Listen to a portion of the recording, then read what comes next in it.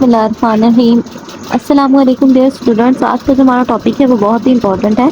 Nucleus और nuclear pore complex के बारे में आज हम पढ़ेंगे। ठीक है, लास्ट लेक्चर में हमने न्यूक्लियस की डिटेल के साथ जो डिस्कस किया था, आज हम इसका थोड़ा सा ओवरव्यू लेके जो है न्यूक्लियर पोर कम्प्लेक्स पे चलते हैं। ठीक है, न्यूक्लियस बेसिकली आपको पता है एक प्रोमिनेंट बॉडी होती है जिसका डायमीटर जो है 5 to 20 नैनोमीटर होता है। ठीक है, ये हमारे पास बेसिक्स जो प्रोमिनेंट बॉडी है ये कंट्रोल कर रही होती है लाइफ और एक्टिविटीज़ ऑफ सेल को। ठीक है, इसके जो नंबर होता है हर सेल में जो है वो डिफरेंट होता है, जिसकी वजह से किसी में इसको मोनोन्यूक्लिएट कहा जाता है सेल्स को, किसी में हमारे पास बाइन्यूक्लिएट सेल्स होते हैं, किसी में मल्टी न्यूक्लिएट होते हैं। ठीक है, न्यूक्लियस के नंबर की वजह से। अब हम इसके स्ट्रक्चर को थोड़ा सा देख लेते हैं।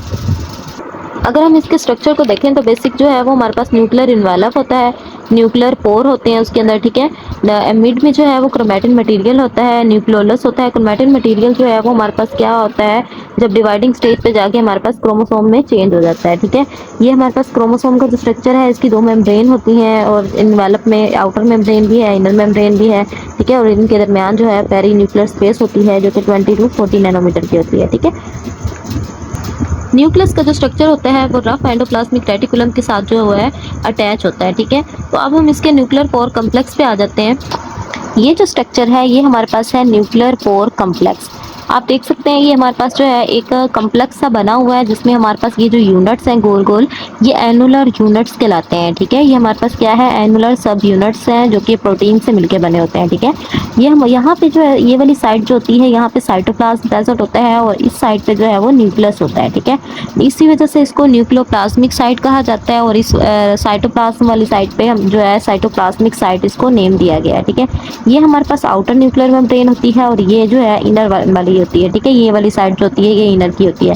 सेंट्रल जो है वो ट्रांसपोर्टर प्लग होता है। यहाँ पे जो है ये हमें नजर आ रहा है गोल सा, जो है ये प्लग की तरह का जो स्ट्रक्चर है इसको सेंट्रल ट्रांसपोर्टर का नेम दिया गया है। ठीक है, ये जो नीचे हमारे पास छोटे छोटे नजर आ रहे हैं ये हमारे पास न्यूक्लियर बास्केट का नेम इनको देते हैं, हम न्यूक्लियर बास्केट कहते हैं। ठीक है, ये हमारे पास केज नुमा स्ट्रक्चर है जिसको न्यूक्लियर केज का नेम देते हैं।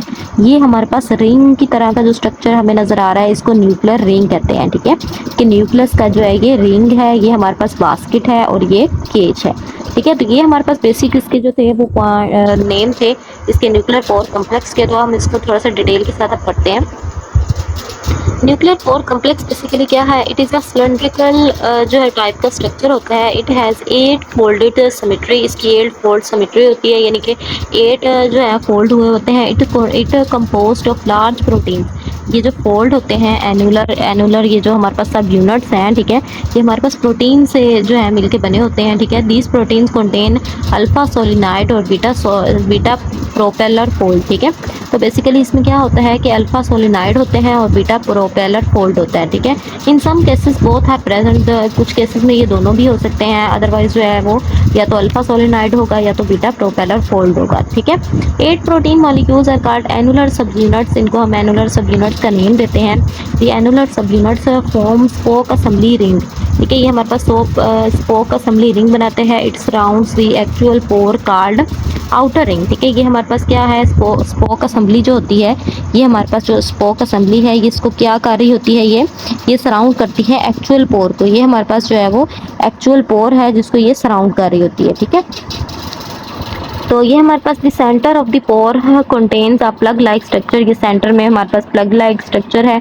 ठीक है, the 8 annular units are attach to the membrane by luminal sub units. ठीक है, ये हमारे पास जो 8 सब यूनिट्स हैं इन्होंने अटैच किससे होना है, लूमिनर सब यूनिट से अटैच होना है। ठीक है, मेम्ब्रेन के साथ। The 2 rings are attach to each luminal sub units. ठीक है, दोनों जो रिंग्स हैं वो दोनों तरफ जो है वो लूमिनर सब यूनिट्स के साथ जो है वो उसकी मदद से जो है मेम्ब्रेन के साथ अटैच है। ठीक है, 2 rings are attach to the each luminal sub units, one faces the nucleus. एक साइड जो है वो न्यूक्लियस को फेस करिए नीचे की तरफ और एक साइड जो है वो साइटोप्लाज्म को फेस करेगा। ठीक है, the nucleoplasm site of the NPC यानी कि nuclear pore complex has fibrils. ये जो हमारे पास ये वाली साइट होती है यहाँ पे हम देख सकते हैं ये फाइब्रिल्स प्रेजेंट हैं। ठीक है, a cage like assembly is attach to the nucleoplasmic. यहाँ पे उन्हें साइटोप्लाज्मिक सॉरी यहाँ पे ये मिसिंग हुआ हुआ है वर्ड, यहाँ पे हाँ होना है साइटोप्लाज्म, क्योंकि इस साइड पे ये प्रेजेंट है, ठीक है। और जो न्यूक्लियोप्लाज्मिक है वो न्यूक्लियस वाली साइड पे, यहाँ पे हमारे पास केज प्रेजेंट होता है, केज लाइक असेंबली, ठीक है। Is attached to the nucleoplasmic side. The nucleoplasmic side and cytoplasmic side of the NPC are very different, दोनों बहुत डिफरेंट होती हैं। This causes the differences in the selective transport in two directions. इन दोनों की जो ट्रांसपोर्ट होनी है मटेरियल्स की, वो हमारे पास सिलेक्टिव ट्रांसपोर्ट होती है दोनों डायरेक्शन में, ठीक है।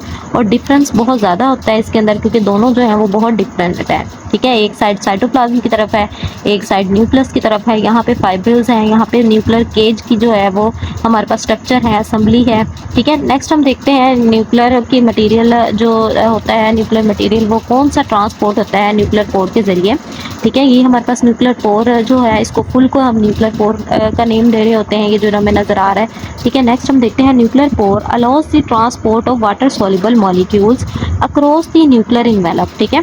न्यूक्लियर पोर जो होता है वो अलाउ करता है transport of water soluble molecules को न्यूक्लियर इन्वेलप से, ठीक है। This transport includes RNA and ribosome. इसकी जो ट्रांसपोर्टेशन होनी है किन मटेरियल्स की, उसमें आरएनए और राइबोसोम प्रेजेंट होते हैं।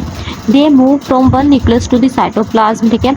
ये हमारे पास जो है न्यूक्लियस की तरफ से जो है साइटोप्लाज्म की तरफ मूव करते हैं। Proteins, DNA polymerase, carbohydrates, single molecules and lipids also move into the nucleus, ठीक है। न्यूक्लियस से बाहर की तरफ साइटोप्लाज्म की तरफ मूव करते हैं। Smaller molecules simply diffuse through the pores. जो छोटे मॉलिक्यूल्स होते हैं वो पोर्स से सिंपली डिफ्यूज हो जाते हैं, ठीक है। But larger molecules are recognized by the specific signal sequences and then they are diffused with the help of nucleoporins, ठीक है, इनटू और out of the nucleus. This is known as RAN cycle, ठीक है। तो ये हमारे पास cycle कहलाता है, RAN। इसको मैं थोड़ा सा डिटेल में आपको बताती हूँ कि इसमें होता क्या है कि लार्जर मॉलिक्यूल्स होते हैं उनको जो है रिकॉग्नाइज, उनको पहचाना जाता है बस स्पेसिफिक सिग्नल सीक्वेंसेस, यानी कि कुछ उस अंदर सिग्नल होते हैं न्यूक्लियस के अंदर, न्यूक्लियस पोर कम्प्लेक्स के अंदर। उन्होंने क्या करना होता है कि लार्जर मॉलिक्यूल्स को जो है वो रिकॉग्नाइज, पहचानना होता है कि कौन से मॉलिक्यूल्स जो हैं उनको हमने डिफ्यूज़ करना है न्यूक्लियोपोरिन्स के ज़रिए, या तो न्यूक्लियस के अंदर लेके जाना है या न्यूक्लियस से बाहर लेके जाना है। तो ये जो साइकिल पूरा है, ये जो प्रोसेस है, इसको हम कहते हैं RAN साइकिल, ठीक है। तो ये जो RNA का जो क्वेश्चन है ये इंपॉर्टेंट है, ये शॉर्ट वाइज जो है अक्सर पूछ लिया जाता है और बच्चे जो हैं वो उन्हें याद नहीं होता और कंफ्यूज हो जाते हैं कि RNA साइकिल क्या है। तो ये न्यूक्लियस में जो है ये हमारे पास टर्म आ रही है, और कौन सी के लार्ज मॉलिक्यूल्स को रिकॉग्नाइज करना है कुछ सीक्वेंसेस के ज़रिए, ठीक है। या तो वो न्यूक्लियस के अंदर जाएंगे या इनटू और आउट ऑफ द न्यूक्लियस होंगे, ठीक है। तो ये हमारे पास RNA साइकिल में आता है। कुछ हम थोड़ा सा देख लेते हैं इंपोर्ट ऑफ प्रोटीन्स के बारे में और एक्सपोर्ट ऑफ प्रोटीन्स के बारे में। इंपोर्ट ऑफ प्रोटीन, ठीक है। कुछ हमारे पास प्रोटीन्स जो होती हैं वो इंपोर्ट हो रही होती हैं न्यूक्लियस के अंदर, और ये जो प्रोटीन्स होती हैं which are to be imported into the nucleus contain nuclear localisation signal, ठीक है। इन प्रोटीन्स के पास जो होते हैं लोकलाइजेशन सिग्नल्स होते हैं जिनसे ये जो है न्यूक्लियस के अंदर इंपोर्ट होती हैं, ठीक है। और ये हमारे पास प्रोटीन कौन सी है, RAS, RAN और CAS, ठीक है। और कुछ प्रोटीन्स जो होती हैं वो एक्सपोर्ट होती हैं न्यूक्लियस से, ठीक है, साइटोप्लाज्म की तरफ, ठीक है। एक्सपोर्ट ऑफ प्रोटीन्स में हमारे पास कौन कौन सी आ जाती हैं, nuclear proteins, NAS, messenger RNA, pre ribosomal particles जो हैं ये हमारे पास इसमें एक्सपोर्ट ऑफ प्रोटीन्स में आ जाते हैं।